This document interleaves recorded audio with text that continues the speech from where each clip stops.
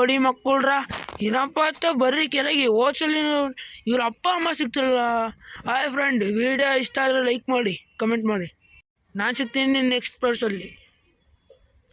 Next part ಒಳಗೆ ಐಶು, ಗುಂಡಿ, ಅಪ್ಪು, ತೊತಪ್ರಿ ಎಲ್ಲರೂ ಬರಕತ್ತಾರೆ, ನೋಡಲೇಬೇಕು. Hi guys.